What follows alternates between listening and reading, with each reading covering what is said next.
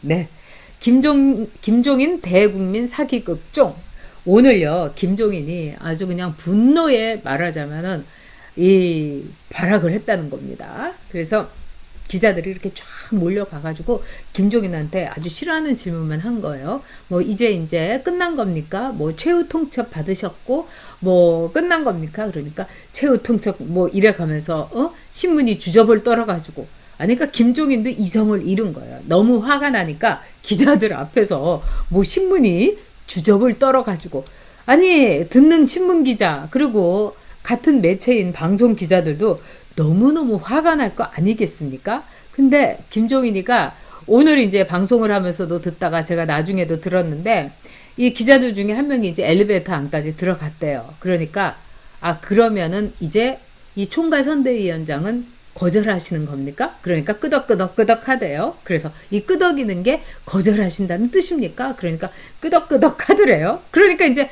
됐다 하는데 김종인이가 다시 뭐라고 하냐면 뭐 그거는 뭐 이 정도로 뭐 하면은 되는 거고 또 뭐 끄덕끄덕 하는 거 갖고 뭘 다 얘기를 하나 뭐 이렇게 얘기를 하더라는 거예요. 그러니까 김종인은 제가 볼 때는 여러분 절대로 총괄 본부장, 총괄 선대위원장을 하고 싶은 거예요.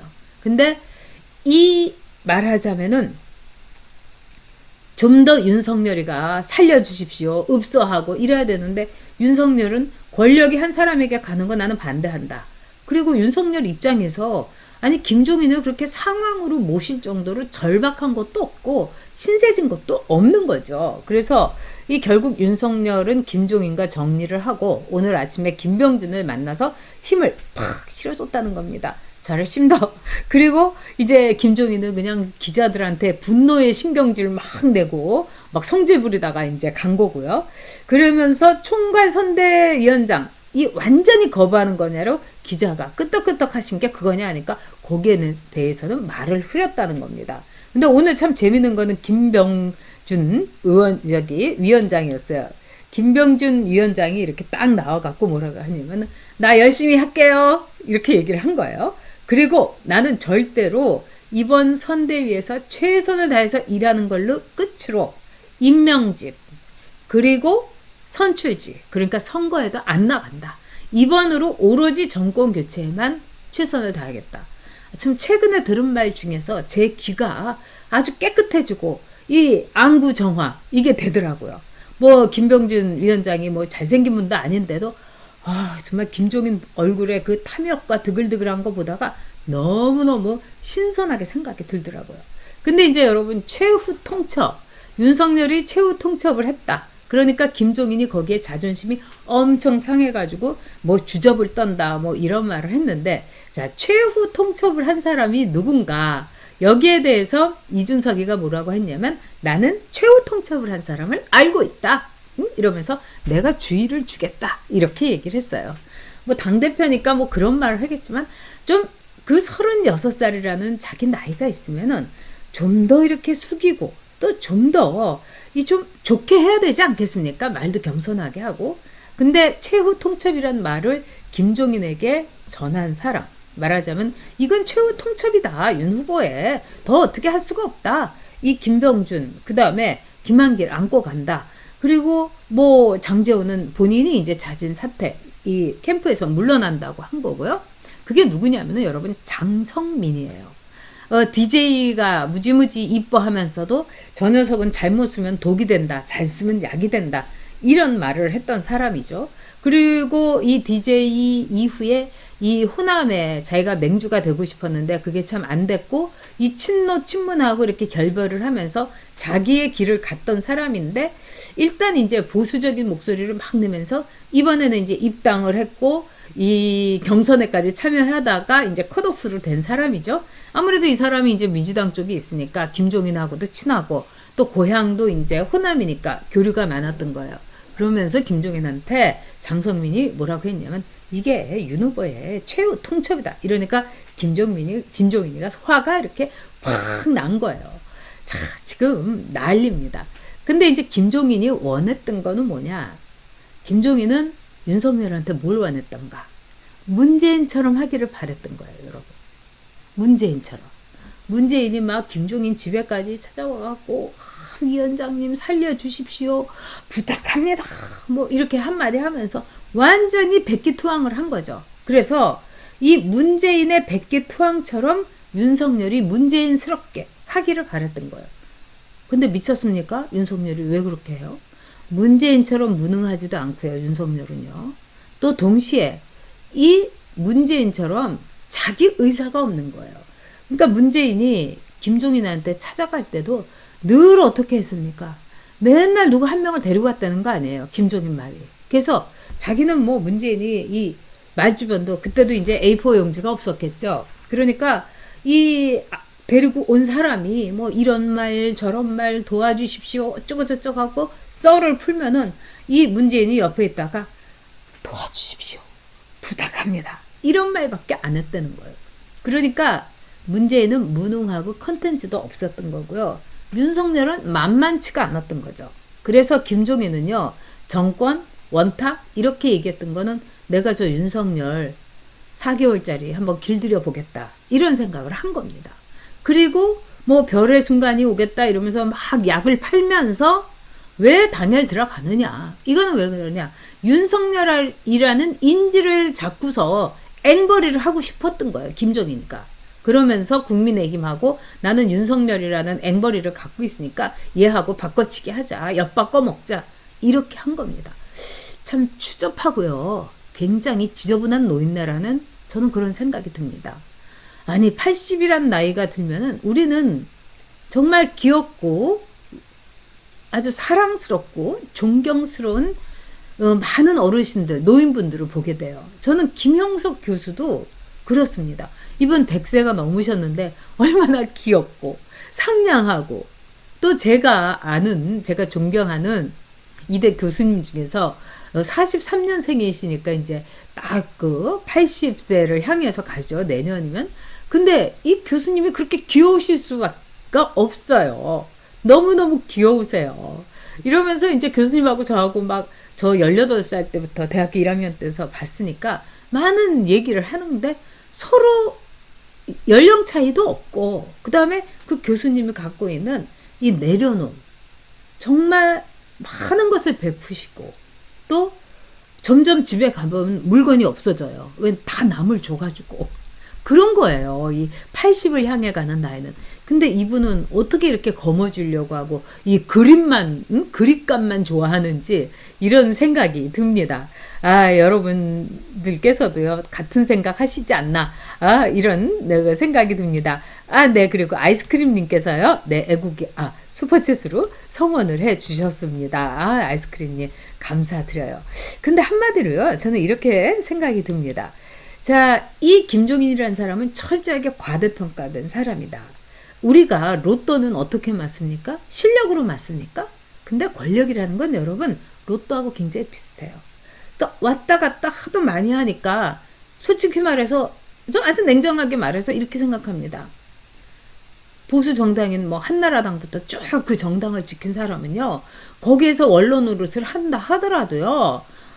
정권이라는 게 뭐 두텀하고 그 다음에 또 넘어가고 두텀하고 넘어가고 그리고 여기만 있으니까 확률이 이분은 0.5예요. 근데 이 김종인이라는 사람은 뭡니까? 민주당 갔다가 새누리당 갔다가 또 뭐 이 열린당 갔다가 그 다음에 뭐 미통당 갔다가 뭐 이러니까 확률이 올라가는 거예요. 여러분 되는 쪽으로 될 것 같으면 글로 가려고. 이번에도 윤석열이가 될 것 같으니까 어저께도 만나자고 하고 그래서 이 사람은 정말로 과대평가된 권력의 신기루 장사꾼이다. 막 이렇게 이 그림 막 보여주면서 됩니다 됩니다 그리고 나만 데리고 가면은 내가 도장 쾅 찍어주면 내 특허권으로 대통령 됩니다 이러면서 약장수 권력의 정말 권력에 말하자면 보따리 장사가 아닌지 권력의 떴다방이 아닌지 저는 이런 생각이 들어요. 그래서 장제원이가 그런 얘기를 했죠. 진짜 선거판의 기술자에 불과하다. 맞는 얘기라고 생각합니다.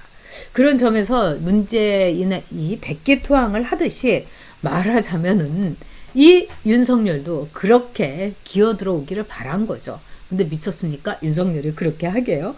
오늘 보니까요. 김병준 열심히 할게요. 저는 이 열심히 한다는 사람이 여러분 진짜 무서운 거예요. 그래서 아주 그 소식을 듣고 김종인이가 완전히 그냥 이 당혹을 했다는 겁니다. 깜짝 놀래가지고. 그리고 또 여기서 왔다 갔다 하는 뭐 임태희 되는 것도 없고 안 되는 것도 없고 그냥 그 눈웃음 쳐가면서 뭐 두 분 사이에 통역사가 필요하다는 둥 이런 소리는 아침 라디오에 나와서 앉아 있고요. 무슨 통역사가 필요합니까? 한국 사람끼리. 그리고 고수들이고 선수들이라고 하면 척하면 찰떡같이 알아먹고 하는 거죠. 지금 이 중간에 다니면서 거강꽃 노릇하는 사람들, 특히 김종인 쪽에 있는 사람들이 문제예요. 임태희도 진짜 이 사람 문제입니다. 제가 이 사람하고 이 대변인을 같이 했어요. 근데 얼마나 사람이 인상 엄청 좋죠? 남자 한명숙이에요, 여러분. 그러니까 한명숙도 얼굴이 얼마나 좋습니까? 그러면서 막 뒷돈 쳐먹고 뇌물 받아서 대법원에서 완전히 전원 합의로 징역 산 사람 아니겠어요? 근데 이 임태희는 뭐 뇌물 받고 뭐 이런 건 아닌데 얼굴이 참 좋잖아요. 숭글숭글하고 맨날 막 웃고 그러면서 사람 뒤통수 때리는 건 이루 말할 수가 없어요. 아니 저한테는 뭐라고 하냐면은 회의에 들어오지 말라고. 저는 논평만 쓰라고. 그래서 제가 싫다고 했어요. 그래서 자기는 재선이니까 제 방에 들어와서 임태희, 전역 이렇게 둘이 이 공동 대변인을 하니까 저한테는 회의를 들어오지 말라고. 아니 회의를 안 들어오면은 어떻게 논평을 씁니까? 그리고 뭐라고 그러냐면은 이러는 거예요. 텔레비전 인터뷰라든가 이건 자기가 할 테니까 라디오만 저보고 하라는 거예요. 미쳤습니까? 아니 저는 뭐 제가 라디오만 해도 좋아요. 다 하지만은 중요한 건 뭐냐? 정권 교체해야 된다. 이 노무현 정권 무너뜨려야 된다. 근데 이 사람은 노무현 정권에 대해서는 아무것도 나쁘게 얘기 안 하는 거예요. 그리고 이거 되게 잘해요. 그래서 제가 아주 그 임태희라는 사람이 이 김종인 앞에서 얼마나 아부를 하겠습니까? 위원장님 하면서 뭐 문 열어주고 그런 거 잘해요, 여러분. 물 떠다주고 이런 거 잘합니다.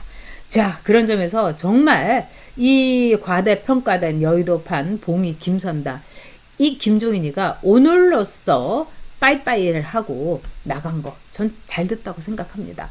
지금 뭐 남중 빌딩의 뭐 6층에 룸 위드 뷰, 굿뷰 너무너무 뭐 이 잘 뭐 한강이 보이는 그런 이 방을 제일 좋은 방을 이 비워놨다고 하는데 거기에 김종인이 기어 들어온 순간 김종인이는 윤석열한테 백기투항한 겁니다. 그래도 구질구질하게라도 내가 저기 여기서 한 자리 어떻게 해보려고 기어 들어온 거죠. 집에 있으면 너무 외롭고 쓸쓸하니까. 원래 못난 사람들은 고독을 못 견뎌요. 참 못난 사람이고 지저분한 사람입니다. 자, 그러면서 오늘 김병준 위원장이 진짜 이런 말도 했어요. 윤석열 후보와 함께 김종인한테 찾아가서 상의도 드리고 했는데 이 말이 무슨 얘기냐면 김종인을 엄청 화나게 한 거죠. 이상한 사람이라고 김종인이 했던 게 뭐냐면은 윤석열은 절대로 김종인 같은 사람, 뇌물을 먹은 사람하고는 같이 일을 도모해서는 안 된다. 이 말을 한 게 김병준입니다. 그렇기 때문에 둘이 어떻게 보면 상극이었던 거죠. 근데 김병준이 상임선대 본부장 이렇게 딱 차고 있으면은 여기에 기어들기 어려울 거예요. 거기다가 또 많은 분들이 이렇게 생각해요. 그런데 뭐 김종인이가 강용석 변호사가 그러는데 양정철이도 만나고 뭐 누구도 만나고 그래서 야당 사람 이재명이랑 양정철이랑 만났대는데 김종인이가 민주당으로 가면 어떡해요? 땡큐입니다, 여러분. 그거는 김종인이의 정말 끝판을 보여주는 거예요. 끝판을. 이건 뭡니까? 김종인은 그동안요. 전시 상품이었던 거죠. 윤석열 뭐 별의 순간이 온다. 근데 이 우리가 가전제품 같은 것도 이 보면은 이 전시용이었는데 뭐 좀 때도 묻고 뭐 사람들이 막 열어보고 흠긋하고 그랬는데 이거 좀 싸게 넘기지 않습니까? 리퍼 상품 같은 거? 뭐 여기 상처 있고 이런 거? 그래가지고 다시 민주당으로 간다? 80 넘어가지고 그건 주책이고 노망이고 치매에 걸린 거죠. 저는 김종인 데리고 갔으면 좋겠어요. 그리고 김종인을 데리고 가는 이 민주당의 이 심리는 뭐겠습니까? 윤석열 막 씹어주길 바라는 거. 기자들이 이렇게 나오면 이 윤석열이는 말이야 선거도 모르고 이러면서 이준석이가 하는 말 같은 거 그 용도로 김종인을 데려간다고 하는 거죠. 그리고 원래 김종인하고 이재명하고는 친했던 것 같습니다. 그리고 이재명이가 뭐 국회에서 단식하고 있었을 때 김종인이가 또 그때 비상대책위원장이어서 가서 뭐 단식 그만하라고 했어요. 그랬더니 이재명이가 위원장님 말씀 그럼 그대로 그만두겠다 하면서 그 자리에서 또 그만둔 적이 있어요. 얘네들은요 그만두는 것도 아주 빠릅니다. 이 국회에다가 진짜 코미디죠. 천막 당사를 한 일주일 전에 쳤었죠. 그러면서 윤석열의 비리를 제보를 받겠다 이랬어요. 그랬는데 제보도 안 들어오고 그 다음에 이거 시대의 코미디니까 한 사흘 만에 여론도 너무너무 안 좋으니까 사흘 만인가 완전히 또 천막을 철수를 했어요. 뭡니까 천막을 하려면 끝까지 할 거지. 네. 자, JIK님께서 어제 한판 승부에서 임태희가 윤 후보가 김종인, 이준석이 있어야 날개를 단다고 했는데 제가 볼 땐 임태희, 이준석이 김종인을 등에 업고 날개 달렸다가 추락한 거로 보입니다. 우리 윤 후보님이 이미 다 간파했습니다. 맞습니다. 그리고 임태희는 무슨 뭐 자리 하나 받으려고 했던 거죠. 근데 그 자리 받으려고 이 자기가 거강꾼, 브로커 노릇을 하려는데 정말 임태희는 데려가봤자 소용이 없습니다. 상당히 무능한 사람이에요. 제가 같이 일을 해봤기 때문에 알고 그냥 사람들한테 아부하는 거 약간 이